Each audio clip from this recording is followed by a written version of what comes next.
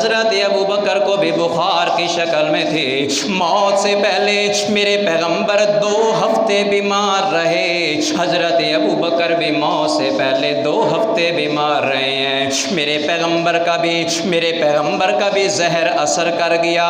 وہ جو خیبر والا زہر یہودی عورت نے دیا تھا میرے پیغمبر پہ بھی اثر کر گیا ہے. اور میرے پیغمبر نے خود فرمایا تھا عائشہ آج میری جان کٹتی ہوئی مجھے لگتی ہے وہ خیبر کے اندر جو زہر دیا گیا تھا آج مجھ پہ اثر کر گیا ہے. سیدنا صدیق اکبر پہ بھی وہی زہر اثر کر گیا.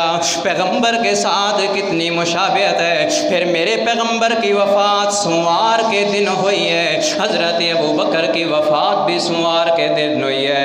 حضرت ابو بکر صدیق بیمار ہیں اور بیماری کی حالت میں میری تیری ماں عائشہ صدیقہ سے پوچھتے ہیں بیٹا مجھے بتانا تجھے یاد ہے کہ نہیں کہ میرے پیغمبر کی وفات کس دن ہوئی تھی؟ جی سوموار کے دن ہوئی تھی نا. حضرت ابو بکر صدیق فرماتے ہیں بیٹا عائشہ مجھے بتا تو صحیح نا آج کون سا دن ہے؟ میری ماں عائشہ صدیقہ فرماتی ہیں آج اتوار کا دن ہے. حضرت ابو بکر صدیق فرماتے ہیں بیٹا مجھے لگتا ہے کہ میں 1 دن اور زندہ رہوں گا. اللہ مشابہت رکھ دے گا میرے پیغمبر کے ساتھ. کل میں دنیا کو چھوڑ کے چلا جاؤں گا. حضرت ابو بکر کی بات پوری ہو گئی. دوسرے دن سوموار والے دن حضرت ابو بکر کا انتقال ہو گیا. میرے پیغمبر کی وفات بھی سوموار کے دن.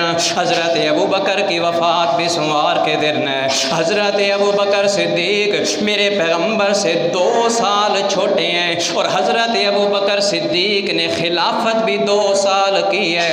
2 سال کے بعد حضرت ابو بکر فوت ہو گئے. پتہ چلا میرے پیغمبر کی عمر بھی 63 برس ہے. حضرت ابو بکر کی عمر بھی 63 برس ہے. حضرت ابو بکر کی کتنی مشابہت پیغمبر کے ساتھ ہے. پھر کیا ہوا؟ حضرت ابو بکر صدیق کی میت کو اسی چارپائی پہ رکھا گیا جس چارپائی پہ میرے پیغمبر کو رکھا گیا تھا. پھر کیا ہوا کہ میرے پیغمبر کو جہاں دفن کیا گیا وہ کون سی جگہ ہے؟ میری تیری ماں عائشہ صدیقہ کا حجرہ ہے. حضرت ابو بکر کو بھی وہیں دفن کیا گیا. حقیقت تو یہ ہے کہ میرے پیغمبر کا اور حضرت ابو بکر کا خمیر ایک جگہ سے لیا گیا تھا. میرے محبوب پیغمبر فرماتے ہیں انا و ابو بکر و عمر خلقنا من تربۃ واحدۃ فیہا ندفن ومنہا نخرج. میرے پیغمبر فرماتے ہیں میرا اور ابو بکر اور عمر کا خمیر ایک جگہ سے لیا گیا ہے اور ہم تینوں دفن ایک جگہ پہ ہوں گے اور دن قیامت پہ اٹھیں گے بھی ایک جگہ سے. اللہ کے پیغمبر کے صحابی کی کتنی عظمتیں ہیں. صدیق اکبر کی یہ میرے پیغمبر کا یار غار ہے. میرے پیغمبر کا یار مزار بھی ہے. سفر کا ساتھی صدیق اکبر ہے. حضر کا ساتھی صدیق اکبر ہے. دنیا کے اندر پیغمبر کے ساتھ ہے. آخرت کے اندر پیغمبر کے ساتھ ہے. جنت کے اندر بھی پیغمبر کے ساتھ ہے. یہ حضرت ابو بکر صدیق کی عظمتیں ہیں. یہ حضرت ابو بکر صدیق کا مقام ہے.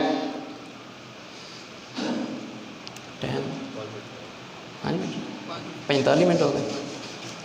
آپ سارے حضرات یہ سوچ رہے ہوں گے کہ مولوی نو کی ہو گیا. ہاں اکثر آپ جو سوچ رہے ہونے نے مولوی نو پتہ نہیں کی ہو گیا, پاگل تو نہیں ہو گیا. بھائی محرم دا مہینہ ہے, 8 تاریخ ہے تے جتنے مولوی ساریاں مسیتیں دے وچ واقعہ کربلا بیان کرن گے, شہادت حسین کرن گے, عظمت اہل بیت کرن گے تے اس موقع مناسبت ہی نہیں ویکھیا کدے ٹر پیا. تو اس دی وجہ بیان کرن تو پہلے میرے محبوب پیغمبر دی ایک حدیث میں تمہیں سنانا چاہنا. اذا ظہرت الفتن او البدع وسبت اصحابی فلیظہر العالم علمہ وان لم یفعل. اللہ کے محبوب پیغمبر نے فرمایا کہ جب فتنوں کا دور ہوگا, بدعات کا ظہور ہو جائے گا, وسبت اصحابی اور میرے پیغمبر نے فرمایا میرے صحابہ پہ تبرہ کیا جائے گا, تو اس وقت جو علماء ہوں گے, مولوی حضرات ہوں گے, فقد علم علمہ, ان کو چاہیے کہ وہ اپنا علم ظاہر کریں, وہ اس فتنے کی روک تھام کریں. وَإِن لَّمْ يَفْعَلْ فَعَلَيْهِ لَعْنَةُ اللَّهِ وَالْمَلَائِكَةِ وَالنَّاسِ أَجْمَعِينَ.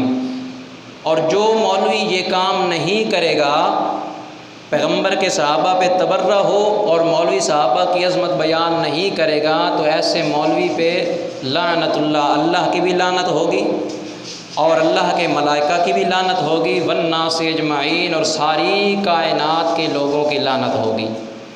تو اللہ کی لعنت سے، فرشتوں کی لعنت سے اور لوگوں کی لعنت سے بچنے کے لیے اور اپنے جذبات کا اور اپنے ایمان کا اظہار کرنے کے لیے اور اپنے غیرت ایمانی کا ثبوت دیتے ہوئے آج میں نے سیدنا صدیق اکبر کی عظمت کو بیان کیا ہے، کیونکہ آپ میں سے اکثر حضرات یہ جانتے ہوں گے کہ 4 محرم الحرام کی تاریخ کو اسلام آباد کے اندر ایک شیعہ ذاکر آصف علوی نے سیدنا صدیق اکبر رضی اللہ تعالی عنہ کا نام لے کے برملا سرعام کافر بھی کہا ہے اور فاجر بھی کہا ہے۔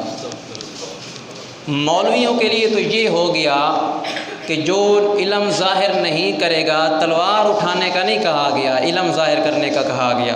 جو مولوی علم ظاہر نہ کرے اس پہ تو اللہ کی لعنت ہو گئی، اور جو ہمارے نوجوان ہٹے کٹے ہیں وہ اس بات کی پرواہ بھی نہ کریں تو ان پہ ڈبل لعنت ہوتی ہے۔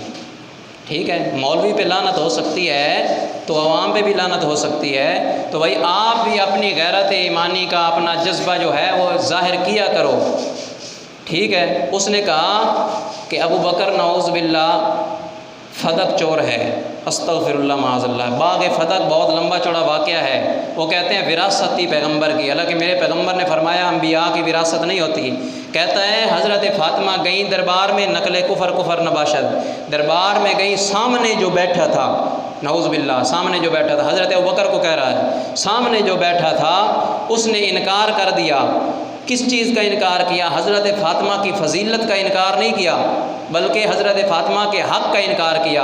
اور آگے وہ لعنتی کہتا ہے کہ جو فضیلت کا انکار کرے وہ فاجر ہوتا ہے، جو حق کا انکار کرے وہ کافر ہوتا ہے۔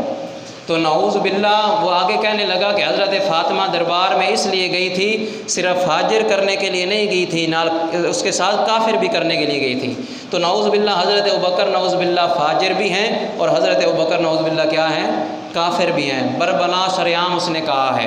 تو ہمیں بھی چاہیے، ہم مطالبہ کرتے ہیں حکومت پاکستان سے کہ اس لعنتی کو گرفتار کیا جائے اور توہین رسالت کی دفعات لگا کے، توہین صحابہ کی دفعات لگا کے اور دہشت گردی کی دفعات لگا کے اس کو سزا دی جائے۔ آپ بھی اس مطالبہ میں میرے ساتھ ہیں یا نہیں ہیں؟ ماشاءاللہ بلند آواز سے اپنے دونوں ہاتھ کھڑے کر کے، ہیں یا نہیں ہیں؟ پیغمبر کے صحابہ کی وجہ سے آج ہمیں کلمہ ملا، اسلام ملا۔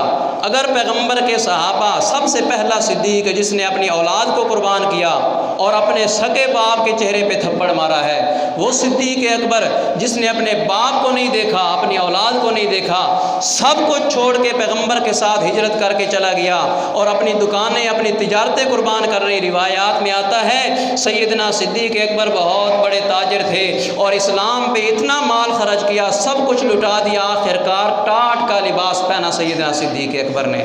تو جس نے اپنا مال قربان کیا، اپنی جان قربان کی اور کالے کا ڈنگ بھی سہا۔ آج بھی کالا کیوں کہتے ہیں؟ میرے محبوب پیغمبر نے فرمایا میرا ابو بکر تو حوض کوثر پہ بھی میرا ساتھی ہوگا، تو غار میں بھی میرا ساتھی ہے۔ اور غار کے اندر کالا ڈنگ مارنا چاہتا تھا میرے محبوب پیغمبر کو، ابو بکر نے اپنی ایڑی پہ کھا لیا۔ اسی لیے آج تک کالا سب سے زیادہ دشمنی کرتا ہے ابو بکر کے ساتھ، کیونکہ ابو بکر نے اس کالے کو نبوت تک پہنچنے نہیں دیا، ابو بکر نے روک کے رکھا۔